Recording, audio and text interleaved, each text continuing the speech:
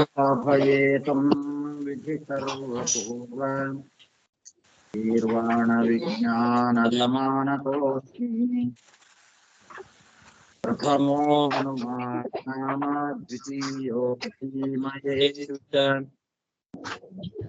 पूर्णप्रज्ञस्तु भगवत्कार्यसाधकः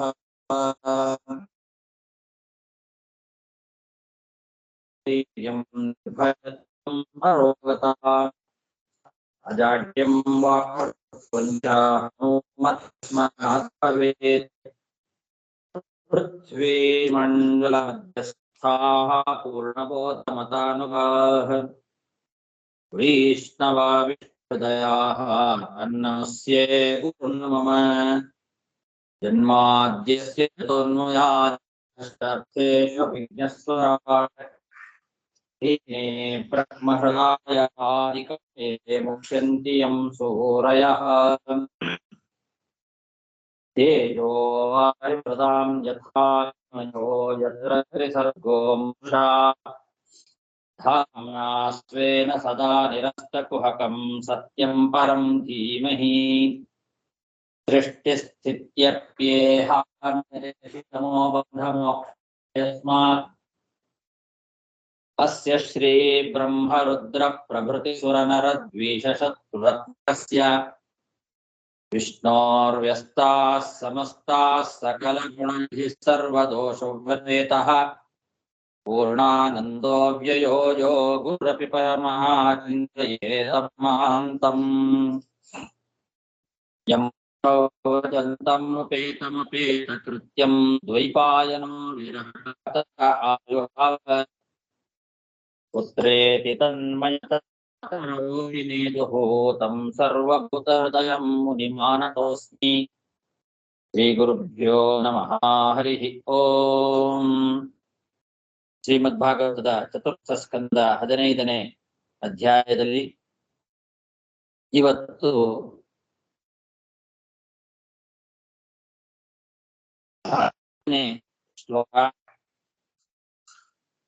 ಆರನೇ ಶ್ಲೋಕ ಅದು 6, 7 ಆಗಿದೆ. 8 ಆಗ್ಬೇಕಾ?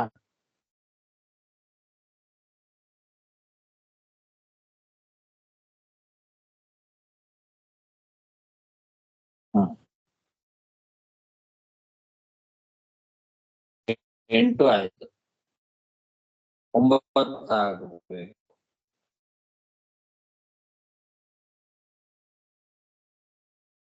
ಚತುರ್ಥ ಸ್ಕಂದ 15ನೇ ಅಧ್ಯಾಯದಲ್ಲಿ 9ನೇ ಶ್ಲೋಕ. ಸಮುದ್ರಾಗಿರಯೋ ನಾಗಾ ಮೃಗಾಃ ಯೌಕ್ಷಿತಿ ಸರ್ವಭೂತಾನಿ ಸಮಾಜ ಕೃಪಾಯನಂ.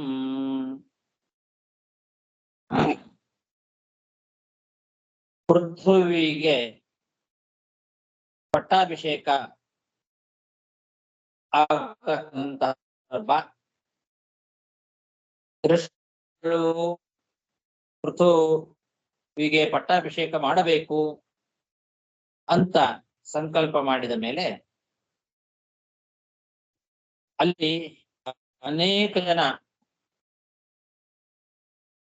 ಬೇರೆ ಬೇರೆ ಪ್ರದೇಶಗಳಿಂದ ಅವನಿಗೆ ಪಟ್ಟಾಭಿಷೇಕ ಸಾಮಗ್ರಿಗಳನ್ನೆಲ್ಲ ತಗೊಂಡು ಬಂದರು ಅಂತ ಹಿಂದಿನ ಶ್ಲೋಕದಲ್ಲಿ ನೋಡಿದ್ವಿ. ಯಾರ್ಯಾರೇನು ತಗೊಂಡು ಬಂದರು ಅನ್ನೋದನ್ನ ಇಲ್ಲಿ ಮುಂದೆ ಹೇಳ್ತಾ ಹೋಗ್ತಾ ಇದ್ದಾರೆ.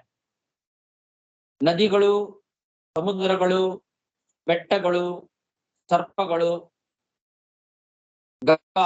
ಗೋವುಗಳು, ಖಗಾಹ ಅಂದ್ರೆ ಪಕ್ಷಿಗಳು, ಮೃಗಾಹ ಮೃಗಗಳು, ಜೌಹು ಆಕಾಶ, ಕ್ಷಿತಿ ಅಂದ್ರೆ ಭೂಮಿ, ಹೀಗೆ ಎಲ್ಲ ಪ್ರಾಣಿಗಳು ಕೂಡ ಕಾಣಿಕೆಗಳನ್ನ ತಂದು ಒಪ್ಪಿಸಿದ್ದಾರೆ. ಉಪಾಯನಂ ಸಮಾಜಂ ಕುರುಹು, ಪಟ್ಟಾಭಿಷೇಕಕ್ಕೆ ಎಲ್ಲರೂ ಕೊಟ್ಟಿದ್ದಾರೆ. ಅವರ ಯೋಗ್ಯತಾನುಸಾರವಾದ ಕಾಣಿಕೆಗಳನ್ನ ಪ್ರತಿಯೊಬ್ಬರೂ ಕೂಡ ಸರ್ವೋ ನಾಗಾಗಾಮೃಗಾಃ ಯೌ ಕ್ಷಿತಿ ಸರ್ವಭೂತಾನಿ ಸಮಾಯಂ ಸೋಭಿಷಿಕ್ತೋ ಮಹಾರಾಜಃ ಸುವಾಸಾಸ್ರಾಂಕೃತಃ ಪತ್ನ್ಯಾರ್ತಿಶಾಲಂಕೃತಯಾ ವಿರೇಜೇಗ್ನಿರಿವಾಪರಃ. ಈ ರೀತಿ ಬ್ರಹ್ಮಜ್ಞಾನಿಗಳಾದ ಋಷಿಮುನಿಗಳಿಂದ ಪಟ್ಟಾಭಿಷಿಕ್ತನಾಗಿರ್ತಕ್ಕಂತಹ ಋತು ಮಹಾರಾಜ ಒಳ್ಳೆ ಬಟ್ಟೆಯನ್ನು ಉಟ್ಟುಕೊಂಡು ಚೆನ್ನಾಗಿ ಅಲಂಕಾರ ಮಾಡಿಕೊಂಡು ತನ್ನ ರಾಣಿಯಾಗಿರ್ತಕ್ಕಂತಹ ಅರ್ಚಿದೇವಿಯ ಜೊತೆಗೆ ಶೋಭಿಸ್ತಾ ಇದ್ದಾನೆ. ಮತ್ತೊಬ್ಬ ಅಗ್ನಿಯಂತೆ ಅಂತ ಹೇಳ್ತಾ ಇದ್ದಾರೆ. ಅಪರಹ ಅಗ್ನಿರಿಹಿ ಇವ ವಿರೇಜೆ, ಮತ್ತೊಂದು ಅಗ್ನಿಯಂತೆ ಬೆಳಗ್ತಾ ಇದ್ದಾನೆ. ಪಟ್ಟದ ರಾಣಿ ಅರ್ಚಿದೇವಿಯ ಜೊತೆಯಲ್ಲಿ ತುಂಬಾ ಬೆಲೆ ಬಾಳ್ತಕ್ಕಂತಹ ಉತ್ತಮವಾದ ಬಟ್ಟೆಗಳನ್ನ ಚೆನ್ನಾಗಿ ಅಲಂಕಾರ ಮಾಡಿಕೊಂಡಿದ್ದಾನೆ. ಮತ್ತೊಬ್ಬ ಅಗ್ನಿಯಂತೆ ಹೊಳಿತಾ ಇದ್ದಾನೆ ಅಂತ ಹೇಳ್ತಾ ಇದ್ದಾರೆ. ಸೋಭಿಷಿಕ್ತೋ ಮಹಾರಾಜ ಸುವಾಸ ಸಾಧ್ವಲಂಕೃತಃ ಪತ್ನ್ಯಾರ್ತಿಶಾಲಂಕೃತಯ ವಿರೇಜೇಗ್ನಿರಿವಾಪರಃ.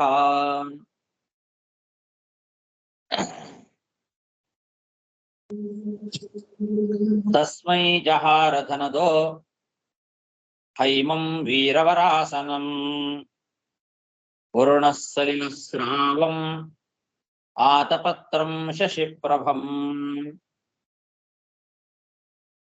ಪಟ್ಟಾಭಿಷಿಕ್ತನಾಗಿರ್ತಕ್ಕಂತಹ ಪೃಥು ಮಹಾರಾಜನಿಗೆ ಬಹಳಷ್ಟು ಜನ ಉಡುಗೊರೆಗಳನ್ನ ಉಪಾಯನಗಳನ್ನ ತಂದುಕೊಟ್ಟಿದ್ದಾರೆ ಅಂತ ಹಿಂದೆ ಹೇಳಿದ್ರಲ್ಲ, ಅದರಲ್ಲಿ ಯಾವ್ದು ಯಾರ್ಯಾರು ಏನೇನು ಕೊಟ್ಟಿದ್ದಾರೆ ಅಂತ ಹೇಳುತ್ತಾ ಇದ್ದಾರೆ.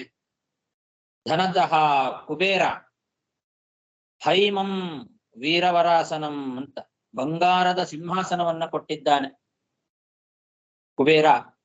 ಋತು ಮಹಾರಾಜನಿಗೆ ಉಡುಗೊರೆಯಾಗಿ ಬಂಗಾರದ ಸಿಂಹಾಸನವನ್ನ ಕೊಟ್ಟಿದ್ದಾನೆ. ವರುಣದೇವರು ನೀರನ್ನ ಸುರಿಸ್ತಕ್ಕಂತಹ ಸಲಿಲ ಸ್ರಾವಂ, ಬೇಕಾದಷ್ಟು ನೀರು, ಆ ನೀರನ್ನ ಸಮೃದ್ಧವಾಗಿ ಒದಗಿಸಿಕೊಟ್ಟಿದ್ದಾನೆ ವರುಣದೇವ.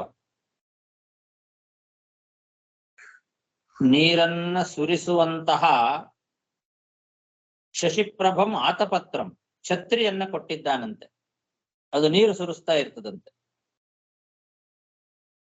ಒಳ್ಳೆ ಶುಭ್ರವಾಗಿರ್ತಕ್ಕಂತಹ ಛತ್ರಿ, ಕೊಡೆ, ಚಂದ್ರನಂತೆ ಬಿಳಿಯಾಗಿ ಶುಭ್ರವಾದಂತಹ ಕೊಡೆ, ಅದು ನೀರನ್ನ ಸುರಿಸ್ತಾ ಇದೆ ಅಂತೆ. ಸಲಿಲಸ್ರಾವಂ ಅಂತ, ನೀರನ್ನ ತೊಟ್ಟಿಕ್ಕೋದು, ಸುರಿಸೋದು ಅಂದ್ರೆ ಹಾಗೆ. ಆ ರೀತಿ ಛತ್ರಿಯನ್ನ, ಶಶಿಪ್ರಭಂ ಚಂದ್ರನಂತೆ ಇರತಕ್ಕಂತಹ ಛತ್ರವನ್ನ ವರುಣದೇವರು ಕೊಟ್ಟಿದ್ದಾರೆ. ತಸ್ಮೈ ಜಹಾರಧನದೋ ಹೈಮಂ ವೀರವರಾಸನಂ ವರುಣಃ ಸಲಿಲಸ್ರಾವಂ ಆತಪತ್ರಂ ಶಶಿಪ್ರಭಂ ವಾಯುಶ್ಚ ಬಾಲ್ಯ ವ್ಯಜನೆ ಧರ್ಮ ಕೀರ್ತಿಮಯೀಂ ಸ್ರಜಂ ಇಂದ್ರ ಕಿರೀಟಮುತ್ಕೃಷ್ಟಂ ದಂಡಂ ಸಂಯಮನಂ ಯಮಃ.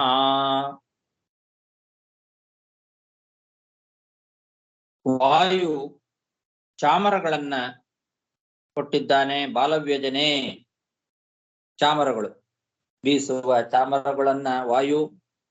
ಧರ್ಮ ಕೀರ್ತಿಮಯೀಂ ಸ್ರಜಂ, ಧರ್ಮ ಅಂದ್ರೆ ಯಮಧರ್ಮ, ಕೀರ್ತಿಮಯೀಂ ಸ್ರಜಂ, ಕೀರ್ತಿಮಯವಾದ ಹಾರವನ್ನ ಕೊಟ್ಟಿದ್ದಾನೆ. ಇಂದ್ರ ಕಿರೀಟಂ ಉತ್ಕೃಷ್ಟಂ, ಬಹಳ ಉತ್ಕೃಷ್ಟವಾಗಿರ್ತಕ್ಕಂತಹ ಕಿರೀಟವನ್ನ ಇಂದ್ರದೇವರು ಕೊಟ್ಟಿದ್ದಾರೆ. ದಂಡಂ ಸಂಯಮನಂ ಯಮ, ದುಷ್ಟರನ್ನೆಲ್ಲ ದಮನ ಮಾಡಲಿಕ್ಕೆ ಬೇಕಾಗ್ತಕ್ಕಂತಹ ದಂಡವನ್ನ ಕೊಟ್ಟಿದ್ದಾನೆ. ಹೀಗೆ ವಾಯು, ಚಾಮರಗಳನ್ನ, ಧರ್ಮ ಕೀರ್ತಿಮಯವಾದ ಹಾರವನ್ನ, ಇಂದ್ರ ಬಹಳ ಶ್ರೇಷ್ಠವಾದ ಕಿರೀಟವನ್ನ, ಯಮ ದಂಡವನ್ನ, ದುಷ್ಟರಿಗೆ ದಮನ ಮಾಡಲಿಕ್ಕೆ ಬೇಕು ಅಂತ ದಂಡವನ್ನ ಕೊಟ್ಟಿದ್ದಾನೆ.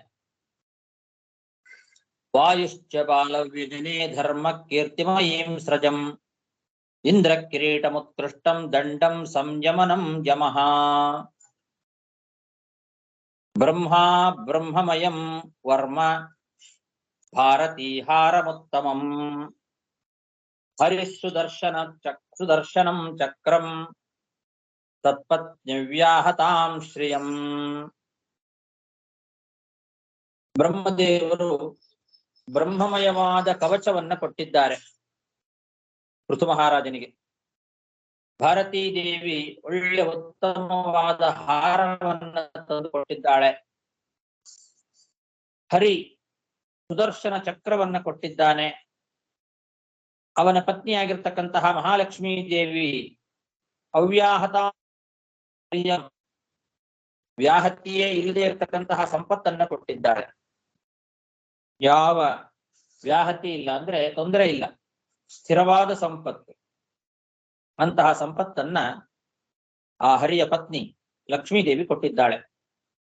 ಬ್ರಹ್ಮ ಬ್ರಹ್ಮಮಯಂ ವರ್ಮ ಭಾರತೀ ಹಾರಮುತ್ತಮಂ ಹರಿಸುದರ್ಶನಂ ಚಕ್ರಂ ತತ್ಮತ್ಯವ್ಯಾಹತಾಂ ಶ್ರಿಯಂ.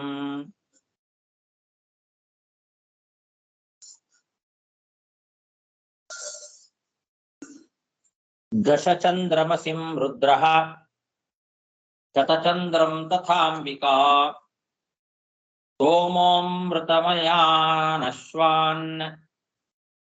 ಸ್ವಷ್ಟಾರೂಪಾಶ್ರಯಂ ರಥಂ.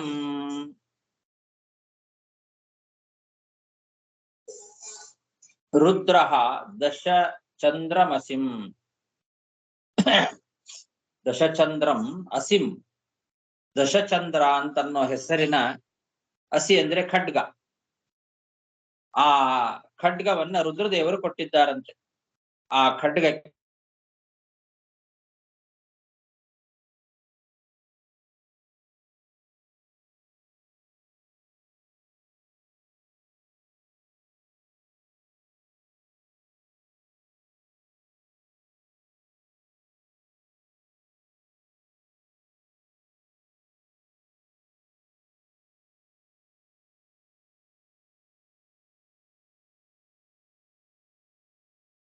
ಗುರಾಣಿಯನ್ನ ಅಂಬಿಕಾದೇವಿ ಕೊಟ್ಟಿದ್ದಾಳೆ. ಶತಚಂದ್ರ ಹೆಸರು. ಹೀಗೆ ಶತಚಂದ್ರ ಎಂಬ ಖಡ್ಗ, ಶತಚಂದ್ರ ಎಂಬ ಗುರಾಣಿ. ಇದನ್ನ ಪಾರ್ವತಿ ಪರಮೇಶ್ವರರು ಕೊಟ್ಟಿದ್ದಾರೆ. ಕೇಳಿಸ್ತಾ ಇದೆಯಾ?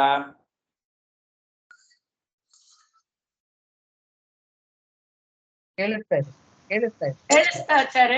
ಸ್ವಲ್ಪತಿ ಮುಂಚೆ ಸ್ವಲ್ಪ ಕಟ್ಟಾಯ್ತು, ಆಮೇಲೆ ಬಂದುಡ್ತು. ಕೇಳ್ತಾ ಇದೆ ಗುರುಗಳೇ. ಇಲ್ಲ, ಸ್ವಲ್ಪ ಕ್ಲಾರಿಟಿ ಜಾಸ್ತಿ ಇಲ್ಲ, ಮೊದಲು ಇರಂಗಿಲ್ಲ. ಇವಾಗ 2-3 ದಿವಸವೇ ಸ್ವಲ್ಪ ಕ್ಲಾರಿಟಿ ಕಮ್ಮಿ ಆದ, ಆಡಿಯೋ ಕ್ಲಾರಿಟಿ ಇಲ್ಲ ಅಂತ. ನಾನು ಚೆನ್ನೈಯಲ್ಲಿಲ್ಲ, ಇವಾಗ ಊರಿಗೆ ಬಂದಿದ್ದೆ. ಸ್ವಲ್ಪ ಫಂಕ್ಷನ್ ಇದೆ, ಹಾಗಾಗಿ ನೆಟ್ವರ್ಕ್ ಸರಿ ಇಲ್ಲ ಅಂತ ಅನ್ಸುತ್ತೆ. ಮೊಬೈಲ್ ಸರಿಯಾಗಿ ನೆಟ್ವರ್ಕ್ ಇದು ಮಾಡ್ತಾ ಇಲ್ಲ, ಹಿಡಿತಾ ಇಲ್ಲ. ಕ್ಲಾಸ್ಗಳು ಇರೋದು 2-3 ಕ್ಲಾಸ್ ಇನ್ಕಮ್ ಇದೆ. Correct correct. ನಾನು 3 ದಿವಸ ಆಯ್ತು ಚೆನ್ನೈಯಿಂದ ಹೊರಟು ಬಂದು. ಆಯ್ತು, ನಾನು ಆವಾಗ ಅಲ್ಲಿ ವೈಫೈ ಯೂಸ್ ಮಾಡ್ತಾ ಇದ್ದೆ ಚೆನ್ನೈಲಿ, ಹಾಗಾಗಿ ಚೆನ್ನಾಗಿ ಬರ್ತಾ ಇತ್ತು.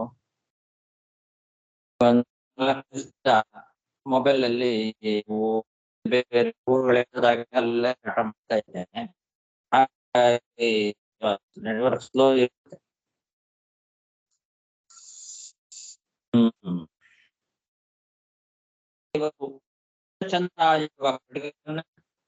ಅಂಬಾದೇವಿ ಶತಚಂದ್ರ ಎಂಬ ಗುರುಣಿಯನ್ನು ಕೊಟ್ಟಿದ್ದಾರೆ.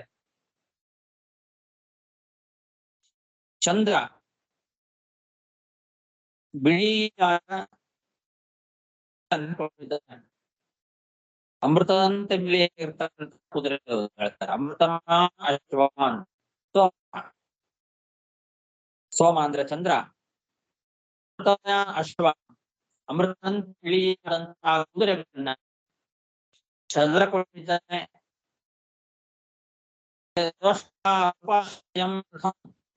ವಿಶ್ವಕರ್ಮ ಒಳ್ಳೆ ಸುಂದರವಾದಂತಹ ರಥವನ್ನು ಕೊಟ್ಟಿದ್ದಾನೆ.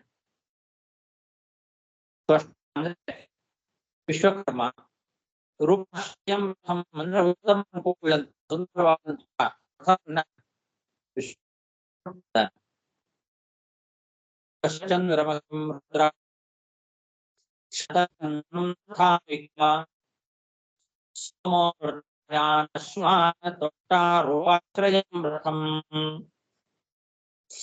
ಅಗ್ನಿರಾಗಂ ರಾಮಂ ಸೂರ್ಯೋ ರಶ್ಮಿಮಯಾ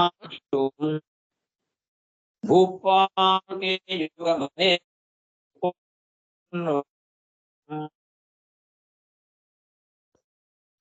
ಆಮೇಲೆ ಅಗ್ನಿದೇವರು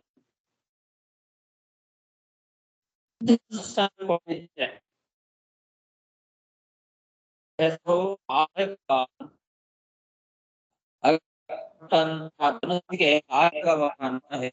ಅಂತ ಒಂದು ಧನುಸ್ಸನ್ನ ಅಗ್ನಿದೇವರು ಕೊಟ್ಟಿದ್ದಾರೆ. ಸೂರ್ಯ ಬಾಣಗಳನ್ನ ಕೊಟ್ಟಿದ್ದಾರೆ. ರಶ್ಮಿಗಳಿಂದ ಸೂರ್ಯನ ರಶ್ಮಿಗಳು ಕಿರಣಗಳು ಆ ರಶ್ಮಿಯಾನ್ ವಿಶೂನ್ ಅಂತ ಅಂದ್ರೆ ರಶ್ಮಿ ದೇವತಾ ಸೂರ್ಯ ಕೊಟ್ಟಂತಹ ಬಾಣಗಳು ಆ ಬಾಣಗಳು ಅಂದ್ರೆ ರಶ್ಮಿ ದೇವತಾ ಬಾಣಗಳನ್ನ ಸೂರ್ಯದೇವರು ಕೊಟ್ಟಿದ್ದಾರೆ. ಅಗ್ನಿ ಇದ್ದಾನೆ ಆಚವಾದಸು ಆ ಬಾಣಗಳನ್ನ ಸೂರ್ಯ ಒದಗಿಸಿದ್ದಾನೆ. ಇನ್ನು ದೇವಿ ಅವು ಒಳ್ಳೆ ಪಾತ್ರೆಗಳನ್ನ ಕೊಟ್ಟಂತೆ. ಪಾತ್ರೆಗಳು ಅಂದ್ರೆ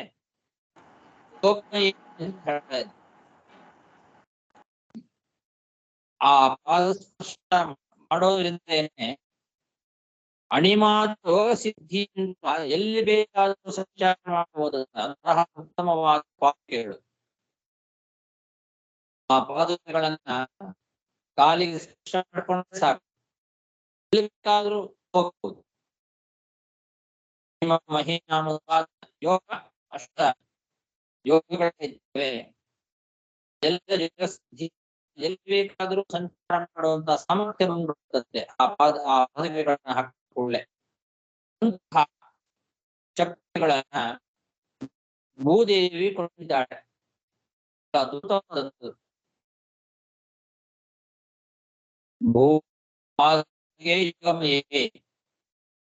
ಆಮೇಲೆ ಜಗುಹು ಪುಷ್ಪಂ ಅಹವಂ. ಜೌಹು ಲೋಕಾಭಿಮಾನಿಯಾಗಿರ್ತಕ್ಕಂಥವ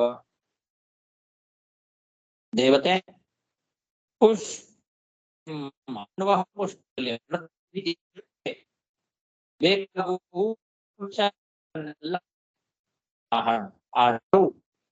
ಲೋಕಾಭಿಮಾನಿ. ಹೀಗೆ ಅಗ್ನಿ ದೇವತಾವಾದ ಹಣಗಳು ಭೂಮಿ ಅಣಿಮಾದಿ ಯೋಗ ಪಾಲಿಕೆಗಳನ್ನ ಲೋಕಾಭಿಮಾನಿ ಪ್ರತಿನಿತ್ಯದ ಹೂಗಳ ವಿಚಾರಗಳನ್ನ ಕೊಡ್ತಾರೆ. ಅಗ್ರಾಜವಂ ಶಾಖಂ ಸೂರ್ಯೋ ರಶ್ಮಿಯಾಚೂರ್ಣ ಭೂಪಾದುಕೆ ಯೋಗಮೇ ಯೋಗ ಪುಷ್ಪಲಿಂಬಂ ನಾಟ್ಯಂ ವಿವಿಧಂ ವಿತ್ತಂ ಅಂತಂ ವೇತರಾಹ. ಆಚಾರ್ಯ ಕ್ಲಾರಿಟಿ ಇಲ್ಲ, ಕೇಳಿಸ್ತಾ ಇಲ್ಲ ಸರ್. ಕೇಳಿಸ್ತಾ ಇಲ್ವಾ? ಕೇಳಿಸ್ತಾ ಇಲ್ವಾ? ಕೇಳ್ಸತ್ತೆ ಆಚಾರ್ಯ, ಆದ್ರೆ ನೀವು ಹೇಳಿದ ಹೆಸರೆಲ್ಲ ಸರಿಯಾಗಿ ಕೇಳ್ಸವೇ ಇಲ್ಲ. ಅವ್ರು ಕೊಟ್ಟಿದ್ದು ಅಮೃತದಂತೆ ಕುದರ ಅದೆಲ್ಲ ಏನ್ ಹೇಳಿರಿ ಅಂತಂಬುದೇ ಒಂದ್ ಮಾರಿ ಇದಾಗಿತ್ತು. 14ನೇ ಶ್ಲೋಕದಿಂದನೇ ಸರಿಯಾಗಿ ಕೇಳಿಸ್ತಾ ಇಲ್ಲ, 2ನೇ ಲೈನಿಂದ. ನೀವು ಮಾತಾಡೋದು ಸರಿಯಾಗಿ ಇದೆ, ಕ್ಲಾರಿಟಿ ಇಲ್ಲ, ಎಳ್ದಾಗೆ ಬರುತ್ತೆ, ಡ್ರ್ಯಾಗ್ ಮಾಡಿದಾಗ.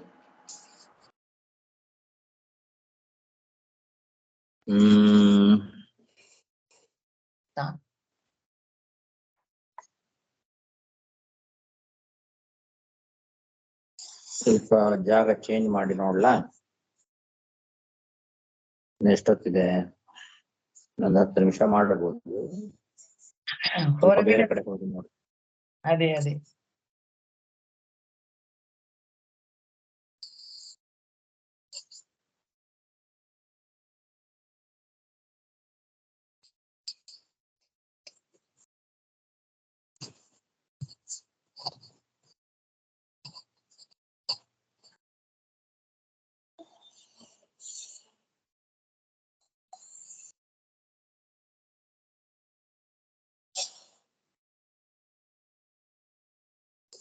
ಇವಾಗ ಬಂದಿದೆ ಅಂತ ಅನ್ಸುತ್ತೆ. ಇಲ್ಲಿ ನೋಡೋಣ ಸ್ವಲ್ಪ. ಅಗ್ನಿ ಸೂರ್ಯ ಕೊಟ್ಟಿದ್ದೆಲ್ಲ ಇನ್ನೊಂದ್ಸರಿ ಹೇಳಿರಿ ಆಚಾರ್ಯ, ಅದೆಲ್ಲ ಸರಿಯಾಗಿ ಕೇಳವೇ ಇಲ್ಲ. ಆಚಾರ್ಯ ಸೋಮ ಹೇಳಿದೆ ಸರಿಯಾಗಿ ಕೇಳಿಲ್ಲ. ಸೋಮ ಏನ್ ಕೊಟ್ಟ ಆಚಾರ್ಯರೇ? ಅಲ್ಲಿಂದ ಮತ್ತೊಂದ್ಸಲ ಹೇಳ್ತಾ ಬರ್ತೇನೆ.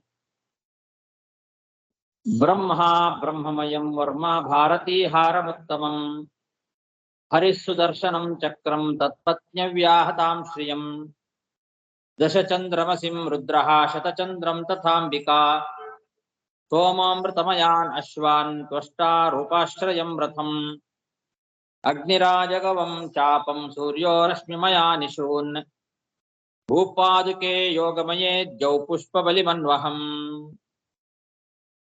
ಬ್ರಹ್ಮದೇವರು ಬ್ರಹ್ಮಮಯವಾದ ಕವಚವನ್ನ ಕೊಟ್ಟಿದ್ದಾರೆ. ಭಾರತೀ ದೇವಿ ಉತ್ತಮವಾದ ಹಾರವನ್ನ ತಂದು ಕೊಟ್ಟಿದ್ದಾಳೆ. ಹರಿ ಸುದರ್ಶನ ಚಕ್ರವನ್ನ ಕೊಟ್ಟಿದ್ದಾನೆ. ಅವನ ಪತ್ನಿಯಾಗಿರ್ತಕ್ಕಂತಹ ಮಹಾಲಕ್ಷ್ಮೀ ದೇವಿ ಬಹಳ ಸ್ಥಿರವಾದ ಸಂಪತ್ತನ್ನ ತಂದು ಕೊಟ್ಟಿದ್ದಾಳೆ. ಅವ್ಯಾಹತಾಂ ಶ್ರಿಯಂ. ಆಮೇಲೆ ರುದ್ರದೇವರು ದಶಚಂದ್ರ ಎಂಬ ಹೆಸರಿನ ಖಡ್ಗವನ್ನ ಕೊಟ್ರೆ, ಅಂಬಿಕಾದೇವಿ ಶತಚಂದ್ರ ಎಂಬ ಹೆಸರಿನ ಗುರಾಣಿಯನ್ನ ಕೊಟ್ಟಿದ್ದಾಳೆ. ಸೋಮ ಅಂದ್ರೆ ಚಂದ್ರ, ಅಮೃತಮಯಾನ್ ಅಶ್ವಾನ್, ಅಮೃತದಂತೆ ಬಿಳಿಯಾಗಿರ್ತಕ್ಕಂತಹ ಕುದುರೆಗಳನ್ನ ಚಂದ್ರ ಕೊಟ್ಟಿದ್ದಾನೆ. ತ್ವಷ್ಟ ಅಂಬಿಕಾ ಯಾರು? ಅಂಬಿಕಾ ಅಂದ್ರೆ ಪಾರ್ವತಿ, ರುದ್ರದೇವರ ಪತ್ನಿ ಪಾರ್ವತಿ ದೇವಿ. ಶತಚಂದ್ರ ಎಂಬಂತಹ ಗುರಾಣಿಯನ್ನ ಕೊಟ್ಟಿದ್ದಾಳೆ. ಖಡ್ಗದವನ್ನ ಬಲಗೈಯಲ್ಲಿ ಹಿಡ್ಕೊಂಡ್ರೆ ಗುರಾಣಿಯನ್ನ ಎಡಗೈಯಲ್ಲಿ ಹಿಡ್ಕೊಂಡಿರ್ತಾರೆ. ಆ ಮತ್ತೊಬ್ಬರ ಖಡ್ಗವನ್ನ ತಡಿಲಿಕ್ಕೆ ಬೇಕಾಗಿರ್ತಕ್ಕಂಥದ್ದು ಗುರಾಣಿ. ಅದನ್ನ ಅಂಬಿಕಾದೇವಿ ಪಾರ್ವತಿ ದೇವಿ ಕೊಟ್ಟಿದ್ದಾಳೆ. ಸೋಮ ಅಂದ್ರೆ ಚಂದ್ರ, ಅಮೃತಮಯವಾದ ಅಮೃತದಂತೆ ಬಿಳಿಯಾದಂತಹ ಕುದುರೆಗಳನ್ನ ಕೊಟ್ರೆ, ತ್ವಷ್ಟ ವಿಶ್ವಕರ್ಮ ಒಳ್ಳೆ ಸುಂದರವಾದ ರಥವನ್ನ ಕೊಟ್ಟಿದ್ದಾನೆ. ಆಮೇಲೆ ಅಗ್ನಿ ಆಜಗವ ಎಂಬ ಹೆಸರಿನ ಧನುಸ್ಸನ್ನ ಕೊಟ್ಟಿದ್ದಾನೆ. ಒಳ್ಳೆ ಉತ್ತಮವಾದ ಧನುಸ್ಸು, ಅದಕ್ಕೆ ಹೆಸರು ಆಜಗವ ಅಂತ. ಸೂರ್ಯ ಬಾಣಗಳನ್ನ ಕೊಟ್ಟಿದ್ದಾನೆ. ರಶ್ಮಿಮಯಾನ್ ಇಶೂನ್. ರಶ್ಮಿಮಯ ಅಂದ್ರೆ ರಶ್ಮಿ ದೇವತಾಭಿಮನ್ಯಮಾನವಾದ ಬಾಣಗಳು. ಸೂರ್ಯನೇ ತನ್ನ ಕಿರಣ, ರಶ್ಮಿಗಳು ಅಂದ್ರೆ ಕಿರಣಗಳು, ತನ್ನ ಕಿರಣಗಳೇ ಅಭಿಮಾನಿಗಳಾಗಿರ್ತಕ್ಕಂತಹ ಬಾಣಗಳನ್ನ ಸೂರ್ಯ ಕೊಟ್ಟಿದ್ದಾನೆ. ಭೂದೇವಿ ಒಳ್ಳೆ ಪಾದುಕೆಗಳನ್ನ ಕೊಟ್ಟಿದ್ದಾಳೆ. ಅದು ಯೋಗಮಯವಾದ ಪಾದುಕೆ. ಯೋಗಮಯ ಅಂದ್ರೆ ಅಣಿಮಾ ಮಹಿಮಾ ಲಘಿಮಾ ಮೊದಲಾದ ಯೋಗ ಸಿದ್ಧಿ ಆ ಪಾದುಕೆಗಳನ್ನ ಧಾರಣೆ ಮಾಡಿದ ತಕ್ಷಣದಲ್ಲೇ ಬರ್ತಿತ್ತಂತೆ. ಆ ಯೋಗ ಸಿದ್ಧಿಯಿಂದ ಎಲ್ಲಿ ಬೇಕಾದರೂ ಸಂಚಾರ ಮಾಡತಕ್ಕಂತಹ ಸಾಮರ್ಥ್ಯ ಬರ್ತಿತ್ತು. ಅಂತಹ ಉತ್ತಮವಾದ ಪಾದುಕೆಗಳನ್ನ ಭೂದೇವಿ ಕೊಟ್ಟಿದ್ದಾಳೆ. ದ್ಯೌಹು ಪುಷ್ಪಬಲಿಂ ಅನ್ವಹಂ. ದ್ಯೌಹು ಅಂದ್ರೆ ದ್ಯುಲೋಕಾಭಿಮಾನಿ ದೇವತೆ. ಪ್ರತಿನಿತ್ಯ ಬೇಕಾದಷ್ಟು ಹೂವುಗಳ ಉಪಚಾರಗಳು, ಎಷ್ಟು ಹೂವುಗಳು ಬೇಕೋ ಅಷ್ಟು ಹೂವುಗಳು, ಆ ಹೂವುಗಳ ಉಪಚಾರಗಳನ್ನ ಆ ದ್ಯುಲೋಕಾಭಿಮಾನಿ ದೇವತೆ ಕೊಟ್ಟಿದ್ದಾರೆ. ನಾಟ್ಯಂ ಸುಗೀತಂ ವಾದಿತ್ರಂ ಅಂತರ್ಧಾನಂ ಚ ಖೇಚರಾಃ ಋಷಯಶ್ಚಾಶಿಷಃ ಸತ್ಯಾಃ ಸಮುದ್ರಖಂ ಸಮುದ್ರ ಶಂಖಮಾತ್ಮಜಂ. ಇನ್ನು ಗಂಧರ್ವರು ಖೇಚರಾಹ ಅಂದ್ರೆ ಗಗನದಲ್ಲಿ ಸಂಚಾರವನ್ನ ಮಾಡತಕ್ಕಂಥವರು ಗಂಧರ್ವರು, ಆಕಾಶದಲ್ಲಿ ಸಂಚಾರವನ್ನ ಮಾಡತಕ್ಕಂತಹ ಗಂಧರ್ವರು, ಹಾಗೆ ಯಕ್ಷರು, ಇವರೆಲ್ಲ ನಾಟ್ಯ, ಸಂಗೀತ, ವಾದ್ಯ ಮೊದಲಾದ ಕಲೆಗಳನ್ನ ಕೊಟ್ಟಿದ್ದಾರೆ. ಜೊತೆಗೆ ಅಂತರ್ಧಾನ ಶಕ್ತಿ ಅದನ್ನು ಕೊಟ್ರಂತೆ. ಅವರಲ್ಲಿರ್ತಕ್ಕಂತಹ ಸಂಪತ್ತದು.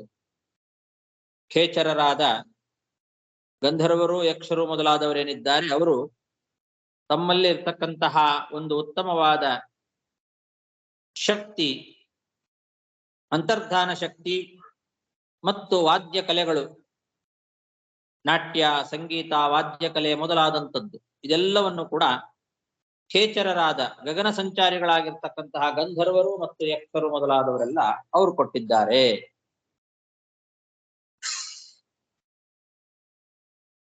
ಇನ್ನು ಋಷಿಗಳು ಆಶಿಷಃ ಸತ್ಯಾಹ ಅಂತ, ಋಷಿಗಳು ಉತ್ತಮವಾದ ಆಶೀರ್ವಾದಗಳನ್ನ ಮಾಡಿದ್ದಾರೆ. ಸತ್ಯಾಹ ಆಶಿಷಃ ಅಂತ. ಸತ್ಯಾಹ ಆಶಿಷಃ ಅಂದ್ರೆ ಅವರೇನು ಆಶೀರ್ವಾದ ಮಾಡ್ತಾರೆ ಅದು ನಡೀತದೆ, ಸತ್ಯವಾಗ್ತದೆ, ಅಮೋಘವಾಗ್ತದೆ ಅಂತ ಅರ್ಥ. ಮೋಘ ಆಗೋದಿಲ್ಲ, ವ್ಯರ್ಥವಾಗೋದಿಲ್ಲ. ವ್ಯರ್ಥವಲ್ಲದೆ ಇರತಕ್ಕಂತಹ ಆಶೀರ್ವಾದ. ಬ್ರಾಹ್ಮಣರು ಅವರ ಬಾಯಿಂದ ಏನು ಆಶೀರ್ವಾದ ಮಾಡ್ತಾರೆ ಅದು ವ್ಯರ್ಥ ಆಗಬಾರದು. ಕೆಲವರು ಮಾತಾಡಿದ್ದು ವ್ಯರ್ಥ ಆಗಬಹುದು, ಯಾಕೆಂದ್ರೆ ಅವರ ತಪಸ್ಸು ಕಡಿಮೆ ಇತ್ತು ಅಂತಾದ್ರೆ ಅವರ ಮಾತು ಪೂರ್ಣವಾಗಿ ನಡೀಬೇಕು ಅಂತೇನಿಲ್ಲ. ಬ್ರಾಹ್ಮಣರ ಮಾತಿನಲ್ಲಿ ಅಷ್ಟೊಂದು ಶಕ್ತಿ ಇದೆ ನಿಜ, ಆದ್ರೆ ಅವರವರ ತಪಸ್ಸಿನ ಮೇಲೆ ಅದು ಹೋಗ್ತದೆ. ಬ್ರಾಹ್ಮಣರು ಏನೇ ಬಾಯಿಂದ ಹೇಳಿದ್ರು ಕೂಡ ಅದರಂತೆ ನಡೀತದೆ, ಅದು ಅವರ ತಪಸ್ಸಿನ ಬಲದ ಮೇಲೆ. ಇಲ್ಲಿ ಉತ್ತಮವಾದ ತಪಸ್ವಿಗಳಾದ ಋಷಿಗಳೆಲ್ಲ ಇದ್ರು, ಹಾಗಾಗಿ ಅವರದು ಮಾತು ಸತ್ಯಾಹ ಆಶಿಷಃ, ಸತ್ಯವಾದ ಆಶೀರ್ವಾದಗಳು, ಅಮೋಘವಾದ ಆಶೀರ್ವಾದ. ಮೋಘ ಇಲ್ಲ ಅದರಲ್ಲಿ, ಅಂದ್ರೆ ಅವರ ಆಶೀರ್ವಾದದಲ್ಲಿ ವೈಯರ್ಥ್ಯ ಇಲ್ಲ, ವ್ಯರ್ಥವಲ್ಲದ ಆಶೀರ್ವಾದಗಳನ್ನ ಋಷಿಗಳು ಮಾಡಿದ್ದಾರೆ. ಸಮುದ್ರ ಶಂಖಂ ಆತ್ಮಜಂ, ಸಮುದ್ರ ರಾಜ ತನ್ನಲ್ಲಿ ಇರುವ ಉತ್ತಮವಾದ ಶಂಖವನ್ನ ಕೊಟ್ಟಿದ್ದಾನೆ. ಸಮುದ್ರದಲ್ಲಿ ಉತ್ಪತ್ತಿಯಾಗ್ತಕ್ಕಂಥದ್ದು ಶಂಖ. ತನ್ನಲ್ಲಿ ಉತ್ಪನ್ನವಾದ ಸಮುದ್ರದ ಒಳಗೆ ಹುಟ್ಟಿರ್ತಕ್ಕಂತಹ ಶಂಖವನ್ನ ಸಮುದ್ರ ರಾಜ ಕೊಟ್ಟಿದ್ದಾನೆ. ನಾಟ್ಯಂ ಸುಗೀತಂ ವಾದಿತ್ರಂ ಅಂತರ್ಧಾನಂ ಚ ಖೇಚರಾಃ ಋಷಯಶ್ಚಾಶಿಷಃ ಸತ್ಯಾಃ ಸಮುದ್ರ ಶಂಖಮಾತ್ಮಜಂ. ಸಿಂಧವ ಪರ್ವತಾ ನದ್ಯೋ ರಥವೀಥಿರ್ಮಹಾತ್ಮನಃ ಭೂತೋಥ ಮಾಗಧೋ ವಂದಿ ಸಂಸ್ತೋತುಂ ಉಪತಸ್ಥಿರೇ.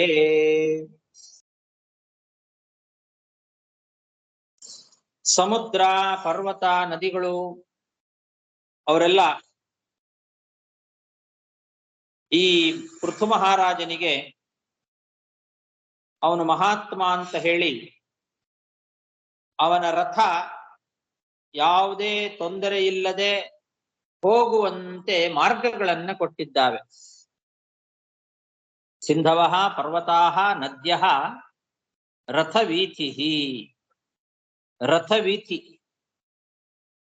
ಅಂದ್ರೆ ರಥ ಓಡಾಡ್ಲಿಕ್ಕೆ ಬೇಕಾಗುವ ದಾರಿ ಅಂತ ಅರ್ಥ.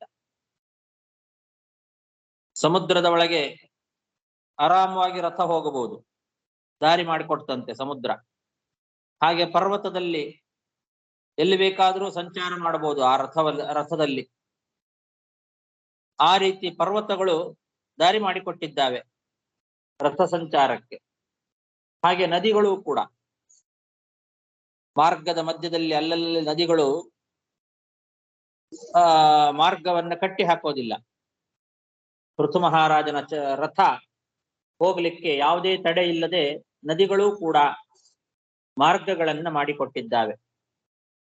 ಪರ್ವತಗಳು, ನದಿಗಳು, ಸಮುದ್ರಗಳು ಹೀಗೆ ಮಹಾತ್ಮನಾಗಿರ್ತಕ್ಕಂತಹ ಪೃಥು ಮಹಾರಾಜನ ರಥಕ್ಕೆ ಯಾವ ತಡೆಯೂ ಇಲ್ಲದೆ ಇರತಕ್ಕಂತಹ ಮಾರ್ಗಗಳನ್ನ ಕೊಟ್ಟಿದ್ದಾರೆ. ಸೂತ ಮಾಗಧ ವಂದಿಗಳು ರಾಜನಿಗೆ ಸ್ತೋತ್ರ ಸೇವೆಯನ್ನ ಅರ್ಪಣೆ ಮಾಡಬೇಕು ಅಂತ ಬಂದಿದ್ದಾರೆ. ಅವರ ಕೆಲಸ ಅದು. ಸೂತರು ಮಾಗಧರು ವಂದಿಗಳು ಸಂಸ್ತೋತು ಉಪತಸ್ಥಿರೇ.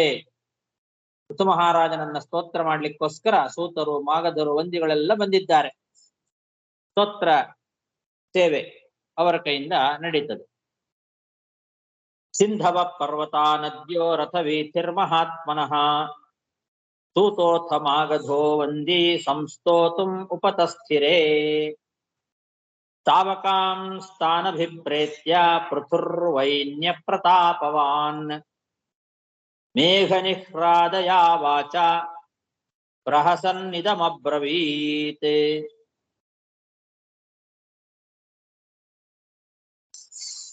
ಇವರೆಲ್ಲ ಸೂತರು ಮಾಗಧರು ವಂದಿಗಳು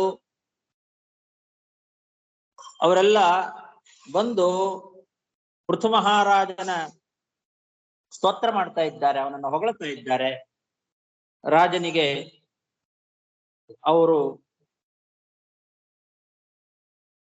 ಹೃದಯಪೂರ್ವಕವಾಗಿ ರಾಜನನ್ನ ಸ್ತೋತ್ರ ಮಾಡ್ತಾ ಇದ್ದಾರೆ. ಹಾಗೆ ಸ್ತೋತ್ರ ಮಾಡುವಾಗ ಒಳ್ಳೆ ಪ್ರತಾಪಿಯಾಗಿರ್ತಕ್ಕಂತಹ ಪೃಥು ಮಹಾರಾಜ ಆ ಎಲ್ಲ ಸೂತಮಾಗದ ವಂದಿಗಳ ಮನಸ್ಸಿನಲ್ಲಿ ಏನಿದೆ ಅನ್ನೋದನ್ನ ತಿಳ್ಕೊಂಡು ನಗತಾ ಗಂಭೀರವಾದ ಧ್ವನಿಯಿಂದ ಈ ಮುಂದೆ ಹೇಳುವ ಮಾತುಗಳನ್ನ ಹೇಳಿದ್ನಂತೆ. ಮೇಘ ನಿರ್ಹ್ರಾದಯ ವಾಚ ಅಂತ. ಮೇಘ ನಿರ್ಹ್ರಾದ ಅಂದ್ರೆ ಮೋಡದ ಗುಡುಗು.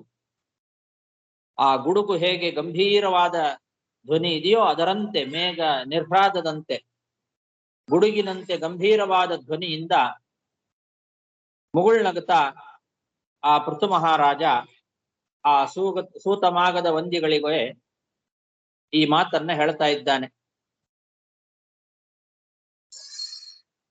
ಅವರ ಮನಸ್ಸಿನಲ್ಲಿ ಏನಿದೆ ಅನ್ನೋದನ್ನ ತಿಳ್ಕೊಂಡಿರ್ತಕ್ಕಂತಹ ರಾಜ ಆ ಸೂತಮರು ಮಾಗಧರು ವಂದಿಗಳಿಗೆಲ್ಲ ಅವರು ಸೇವೆ ಸಲ್ಲಿಸ್ತಾ ಇದ್ದಾರೆ, ಸ್ತೋತ್ರ ಸೇವೆ ಹೊಗಳ್ತಾ ಇದ್ದಾರೆ, ಸ್ತೋತ್ರ ಮಾಡ್ತಾ ಇದ್ದಾರೆ ಅವನನ್ನ, ರಾಜನನ್ನ.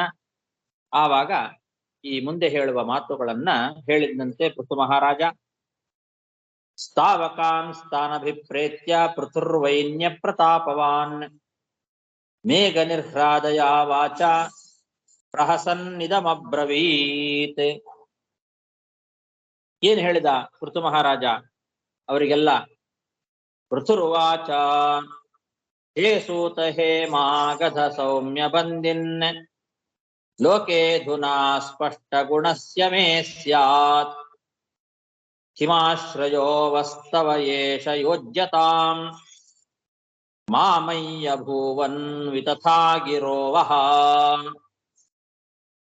ಪೃಥು ಮಹಾರಾಜ ಒಳ್ಳೆ ಗಂಭೀರವಾದ ಧ್ವನಿಯಿಂದ ಆ ಸೂತಮಾಗದ ವಂದಿಗಳನ್ನ ಕುರಿತು ಹೇಳ್ತಾ ಇದ್ದಾನೆ. ಎಲೆ ಸೂತರೇ, ಎಲೆ ಮಾಗಧರೇ, ಎಲೆ ವಂದಿಗಳೇ, ನನ್ನನ್ನ ನೀವು ಹೊಗಳಬೇಡ್ರಿ ಅಂತಾನೆ. ರಾಜರನ್ನ ಹೊಗಳಿಕ್ಕೆ ಅಂತಾನೆ ಕೆಲವರು ಜನ ಸುತ್ತಮುತ್ತಲೂ ಇರ್ತಾರೆ. ಅವರಲ್ಲಿ ಇರೋ ಗುಣಗಳು ಇಲ್ಲದೆ ಇರೋ ಗುಣಗಳು ಎಲ್ಲವನ್ನೂ ಸೇರಿಸಿ ಹೊಗಳದೆ ಕೆಲವರಿಗೆಲ್ಲ ಹಾಗೆ ಹೊಗಳಿಕ್ಕೆ ಅಂತಾನೆ ಜನಗಳನ್ನ ಪಕ್ಕದಲ್ಲಿ ಇಟ್ಕೊಂಡಿರ್ತಾರೆ. ಅವ್ರು ಬಂದ್ರೆ ಸಾಕು, ಎಲ್ಲಿಯಾದ್ರೂ ಬಂದ್ರೆ ಜನಗಳು ಬಂದ್ರು ಸೇರಿದ್ರು ಅಂದ್ರೆ ಸಾಕು, ಸುಮ್ಮನೆ ಅವ್ರ ಬಗ್ಗೆ ಹೊಗಳ್ತಾ ಇರ್ತಾರೆ ಜೋರಾಗಿ, ಏನೇನೋ ಬಿರುದುಗಳನ್ನ. ರಾಜ ಮಹಾರಾಜರುಗಳಿಗಂತೂ ಅದಕ್ಕೆ ಅಂತಾನೆ ಬಹಳಷ್ಟು ಜನ ಇರ್ತಾರೆ. ಆದ್ರೆ ಇಲ್ಲಿ ಸ್ವತಃ ಸೂತರು ಮಾಗಧರು ವಂದಿಗಳೇ ಬಂದುಬಿಟ್ಟಿದ್ದಾರೆ ಅವನನ್ನು ಹೊಗಳಿಕ್ಕೆ, ಪೃಥು ಮಹಾರಾಜನನ್ನ. ಅವನಲ್ಲಿ ಬೇಕಾದಷ್ಟು ಒಳ್ಳೆ ಸದ್ಗುಣಗಳಿತ್ತು, ಇರೋ ಗುಣಗಳನ್ನೇ ಬಹಳ ಚೆನ್ನಾಗಿ ಅವರು ಪ್ರಶಂಸೆ ಮಾಡ್ತಾ ಇದ್ರು. ಆದ್ರೂ ಕೂಡ ಈ ಪೃಥು ಮಹಾರಾಜ ಹೇಳ್ತಾ ಇದ್ದಾನೆ, ನನ್ನ ಪರಾಕ್ರಮ ಇನ್ನೂ ಜಗತ್ತಿನಲ್ಲಿ ಪ್ರಕಟ ಆಗೇ ಇಲ್ಲ, ಏನೂ ಪ್ರಕಟ ಆಗಿಲ್ಲ, ನನ್ನ ಗುಣ ಏನು ಅನ್ನೋದು ಇನ್ನೂ ಏನೂ ಪ್ರಕಟ ಆಗಿಲ್ಲ. ಮೊದಲೇ ಸ್ತೋತ್ರ ಮಾಡ್ತಾ ಇದ್ದೀರಲ್ಲ ನೀವು ಮೊದಲೇ ನನ್ನನ್ನ ಈ ರೀತಿ ಸ್ತೋತ್ರ ಮಾಡಿದ್ರೆ ಅದು ನಿಜ ಆಗ್ತದ? ಸುಮ್ಮನೆ ಸುಳ್ಳು ಸುಳ್ಳು ಹೊಗಳಬಾರದು ಅಂತಾನೆ. ಯಾರಾದ್ರೂ ಹೀಗೆ ಹೇಳ್ತಾರ, ಇನ್ನೂ ಜಾಸ್ತಿ ಹೊಗಳ್ರಿ ಅಂತಾರೆ. ಹೊಗಳಿದ್ರೆ ಸಂತೋಷ ಆಗ್ತದೆ, ಅವ್ರಿಗೆ ಏನಾದ್ರು ಕಾಣಿಕೆಗಳನ್ನ ಕೊಟ್ಟು ಇನ್ನೂ ಹೊಗಳಿಸ್ಕೊಳ್ತಾರೆ ಜನಗಳು. ಇವನು ಬೇಡ ಅಂತಾನೆ, ನನ್ನನ್ನು ಹೊಗಳಬೇಡ್ರಿ, ನಾನಿನ್ನೂ ಏನು ಕೆಲಸ ಮಾಡೇ ಇಲ್ಲ, ನನ್ನ ಪರಾಕ್ರಮ ಏನು ಅಂತ ಇನ್ನು ಯಾರಿಗೂ ಜನರಿಗೆ ಗೊತ್ತೇ ಆಗಿಲ್ಲ, ನನ್ನ ಗುಣಗಳು ಯಾವುದೂ ಪ್ರಕಟವೇ ಆಗಿಲ್ಲ, ಇನ್ನು ಅಸ್ಪಷ್ಟ ಗುಣ.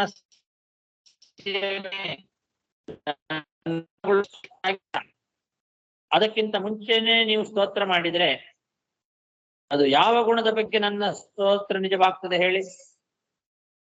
ನೀವು ಹೊಗಳಿಕೆ ಸುಮ್ಮನೆ ಸುಳ್ಳು ಸುಳ್ಳು ಹೊಗಳಿಕೆ ಆಗಬಾರ್ದಲ್ವಾ? ನಿಜವಾದದ್ದನ್ನ ಹೇಳಬೇಕು. ಹಾಗಾಗಿ ನಾ ಇನ್ನೂ ಏನು ಕೆಲಸ ಮಾಡೇ ಇಲ್ಲ, ಈಗಲೇ ನನ್ನನ್ನು ಹೊಗಳ್ತಾ ಇದ್ದೀರಲ್ಲ, ಬೇಡ ಹೊಗಳಬೇಡ್ರಿ ಅಂತಾನೆ. ಇಲ್ಲಿ ಹಿಂದಿನ ಶ್ಲೋಕದಲ್ಲಿ ವೈನ್ಯಃ ಅನ್ನೋ ಪದವನ್ನ ಕೊಟ್ಟಿದ್ದಾರೆ. ಸ್ಥಾವಕಾನ್ ಸ್ಥಾನ್ ಅಭಿಪ್ರೇತ್ಯ ಪೃಥು ವೈನ್ಯಃ ಪ್ರತಾಪವಾನ್ ಅಂತ. ವೈನ್ಯಃ ಅಂದ್ರೆ ವೇನನ ಮಗ ಅಂತ ಅರ್ಥ. ಎಷ್ಟು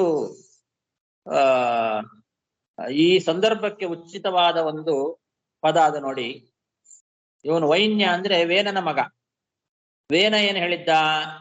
ಯಾರೂ ದೇವರನ್ನ ಸ್ತೋತ್ರ ಮಾಡಬೇಡ್ರಿ, ಎಲ್ರು ನನ್ನನ್ನೇ ಸ್ತೋತ್ರ ಮಾಡ್ರಿ, ನನಗೆ ಯಾಗ ಮಾಡಬೇಕು, ನನಗೆ ಕಾಣಿಕೆ ಸಲ್ಲಿಸ್ಬೇಕು, ನನ್ನನ್ನೇ ಹೊಗಳಬೇಕು ಅಂತ ಅಂದವನು ವೇನ. ಅವನ ಮಗ ತದ್ವಿರುದ್ಧ, ನನ್ನನ್ನು ಹೊಗಳಬೇಡ್ರಿ ಅಂತಾನೆ.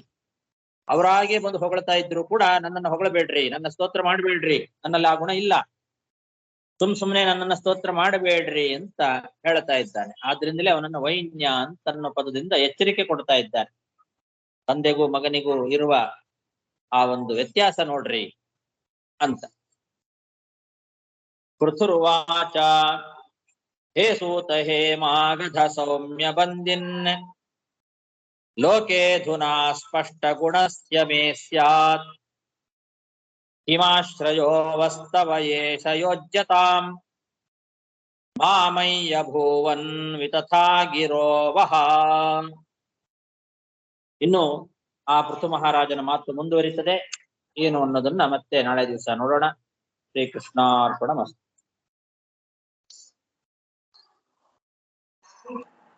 ಆಚಾರ್ಯರೇ, ಸಮುದ್ರ ರಾಜ ಅಂದ್ರೆ ವರುಣನೇ ಅಲ್ಲ ಆಚಾರ್ಯರೇ?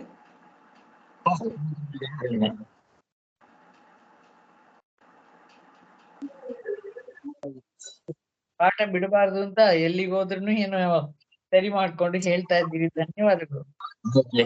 ಭಾಗವತ ಬಿಡಬಾರದು ಒಂದು ದಿವಸನು ಅಂತ ಅನ್ಕೊಂಡಿದ್ದೇನೆ. ಅದೇ. ನಿನ್ ಸಾಧ್ಯನೇ ಆಗ್ಲಿಲ್ಲ, ಬೆಳಗ್ಗೆ ಎಲ್ಲ ಫಂಕ್ಷನ್ ಹೋಮ ಎಲ್ಲ ಇತ್ತು, ಹಾಗಾಗಿ ಧನ್ಯವಾದಗಳು. ಆಗ್ಲಿಲ್ಲ. ಆದಷ್ಟು ಪಾಠವನ್ನು ಬಿಡದೆ ಮಾಡೋಣ ಅಂತ ಪ್ರಯತ್ನ ಮಾಡ್ತಾ ಇದ್ದೇನೆ, ಇವರ ಸೇವೆ ಅಂತ.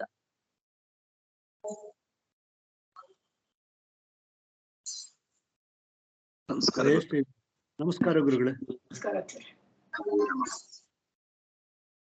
ನಮಸ್ಕಾರ ಗುರುಗಳೇ. ಧನ್ಯವಾದ.